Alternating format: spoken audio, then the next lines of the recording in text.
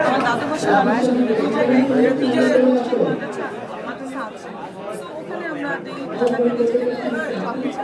আপু আরেকটা প্রশ্ন হচ্ছে যে সাকিব ভাই একটা চ্যানেল আইতে একটা ইন্টারভিউ দিয়েছিলেন। না প্রশ্নটা আপনি শুনে আগে সাকিব ভাই একটা চ্যানেল আইতে একটা ইন্টারভিউ দিয়েছিলেন।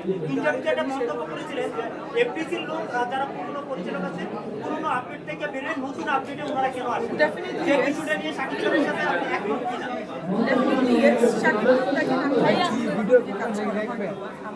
যাই হোক এসব কথা না বলি তো উনি কিন্তু নতুন নতুন ফর্মেটে অ্যাক্টিং করছেন, নতুন নতুনভাবে নিজেকে প্রেজেন্ট করছেন। ডিরেক্টর যারা আছেন পুরোনো আমি তাদের ফর্মেটে যেহেতু আগের প্যাটার্ন ছিল, এখন আসলে আপডেট প্যাটার্নে করলে অবশ্যই সাকিব সব আর্টিস্টই কাজ করবে। তো নতুন প্যাটার্নে কাজ করা উচিত। আপনার সেদিন অ্যাওয়ার্ড অনুষ্ঠান আমরা যদি সাকিব ভাইকে নিয়ে প্রশ্ন করায় আপনি ইন্টারভিউ প্রশ্ন স্কিপ করেছেন, পরবর্তীতে বক্তরে আপনাকে বলেছেন যে সাকিব ভাইকে যাওয়ার কি আপনি অ্যাভয়েড করেছেন? কথা বলছেন না? I'm not avoiding সাকিব, মানে ওখানে কথা বলে দেখা গেল পার্সোনাল অনেক প্রবলেম হইতে পারে, দ্যাটস ওয়াই কথা বলছি না। আর বললাম তো আমি আগেও বলেছি সাকিব খান অনেক ভালো, Shakib is very nice person, মানে as a friend as a co artist বা খুবই ভালো পার্সোনালি যারা আমরা চিনি। তো ব্যাপার হচ্ছে তাকে অ্যাভয়েড করার কিছু নেই। আমি মানে চাই না যে এমন কথা বলুন যেটা ওর সাথে আমার রিলেশনটা আমি অ্যাভয়েড করি। আমি অবশ্যই বলবো he is the megastar superstar, I really like him, love অনেক সাকিব খান। আমি আর্টিস্ট, আমি চাই প্ল্যাটফর্মে সবার সঙ্গে কথা নট অনলি দ্যাট। আর আমার একটা ব্যাপার হচ্ছে যে আমার পার্সোনালি কোনো নায়িকাদের সাথে নায়কের সাথে কোনো গ্যাঞ্জাম নেই, আমি করতেও চাই না। যার যার প্ল্যাটফর্ম তারপর আপনারা দেখেছেন যে বলিউডে অনেক হিরো সো একজনকে দিয়ে নিশ্চয়ই ইন্ডাস্ট্রি চলে না। সো আমি চাই সবার সাথে কাজ করতে। আর যেহেতু আপু আপনার কাছে প্রশ্ন রাখতে চাই, অভিনেত্রী স্নিগ্ধা তিনি 94 উচ্চারণ করতে পারেন না, 94 উচ্চারণ করেন, কিন্তু তিনি সেখানে 94 বলেছে, এই বিষয়ে কি বলবেন? দেখেন আমি কোনো কন্ট্রোভার্সির কথাতে যাবো না। সে বলতে চেয়েছে আসলে আমাকে বোঝাতে চেয়েছে সেই বিষয়টা মিডিলে তাকায় সো বলতে কষ্ট হয় হয়তো শিখিয়েছে বাট একটা কথা হচ্ছে তার জন্য জাস্টিস চাওয়া উচিত। যদি আসলে এরকম হয়ে থাকে ইনভেস্টিগেশন করে জাস্টিস চাওয়া উচিত, সবারই রাইটস আছে পৃথিবীতে জাস্টিস পাওয়া, বাংলাদেশ হোক যেটা হোক।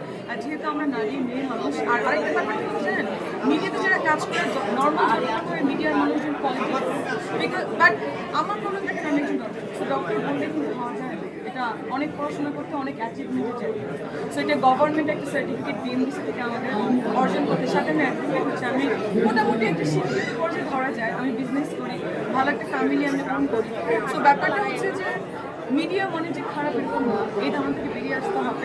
সিটিংটা উনি যখন কথা বলেছেন আমার মনে হয় ওনার সাথে অবশ্যই কিছু না কিছু ঘটেছে, দ্যাটস ওয়াই এরকম প্রবলেম পরিবারের সঙ্গে এরকম একটা ঘটনা ঘটেছিল।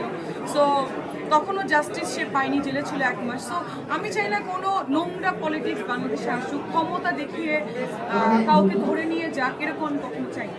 সবসময় এটার এগেনস্টে থাকবো। আর আর্টিস্টদের অবশ্যই পক্ষে থাকা উচিত, সব আর্টিস্টের পক্ষে থাকবে, এটা চাইবো। আর অবশ্যই জাস্টিস হোক, কাউকে যে ভুলভাবে ধরে নিয়ে যাওয়া, 1 মাস যে পরিমণিকে আটকে রাখার ছিল আমি শুনেছি, বাট আমি জানি না যে আসলে হোয়াট ওয়াজ অ্যাকচুয়ালি হ্যাপেন। তো এগুলোও যেন না হয় কখনো, কারণ ক্ষমতা চিরস্থায়ী না, আপনারা জানেন। সো আমি এই ক্ষমতা নিয়েও কথা বলবো না। দেশের সরকারও যেমন চেঞ্জ হতে পারে, আমারও পজিশন চেঞ্জ হতে পারে, আর মানুষের বয়স হবে, মানুষ মারা যাবে, নতুন মানুষ আসবে। সো এটা হয়তো বা সে মনে হয় কি বলে, যখন মানুষ ট্রমাটাইজ থাকে অনেক কথা বলে, এটা আমিও বলি। আই থিঙ্ক উনি ট্রমাটাইজ ছিল, অনেক ভুল বলতে পারে, আমরাও ট্রমাটাইজ থাকলে বলি। তো এটাকে আসলে নেগেটিভ নেওয়ার কিছু নেই, মানুষ শুধু জোর করতে পারে। সর্বশেষ প্রশ্ন, 13 বছরের একটা বাচ্চা, তিনি মা হয়েছে, আদালতে তারে গিয়ে তার সন্তানকে ফিরে পেয়েছে, এই বিষয়টা আসলে 13 বছরে সে হয়তো বা অ্যাফেয়ার করে বিয়ে করেছে, বা তারপর এই বিয়েটা হওয়া উচিত ছিল না। যেটা বলবো যে অবশ্যই জাস্টিস সে পেয়েছে, আমি দেখেছি বাচ্চা এসেছে, বাচ্চা একসঙ্গে বড় হবে, বাচ্চাটা খুবই মায়াবী, এরকম হওয়া উচিত না। মানে কোনো মায়ের সন্তানকে তো অবশ্যই মানে ছিনিয়ে নেওয়া উচিত না। আর সে 13 বছরের মানে একটা মেয়ে বিয়ে হলো, কীভাবে হলো, মানে এটা একটা জানার বিষয়। আমি সিরিয়াসলি আমি এটাই বলতে চাই, এই যে আমাদের আইন প্রশাসন রয়েছে, বাল্য বিবাহ যেখানে নিষেধ, সেক্ষেত্রে 13 বছরের একটা মেয়েকে এভাবে মানা হতে হবে, এই বিষয়টা কিভাবে দেখেন? এখন এটা তো আসলে আমি বলতে পারবো না, আমি এখনো আইনজীবী হয়নি, নেক্সট ইয়ারে হবো। সো যারা আইনজীবী ছিলেন বা আছেন তারা এটাকে দেখবে, তার ফ্যামিলিকে দেখবে, যার সঙ্গে বিয়ে হয়েছে বা তার বাবা মা যে ছিলেন সবাইকে দেখা হচ্ছে আসলে কেন বাল্য বিবাহ হলো, এটা তো অনেক আগে প্রশ্ন করা হয়ে গেছে। এই যে এবার তো ওকে, আপনার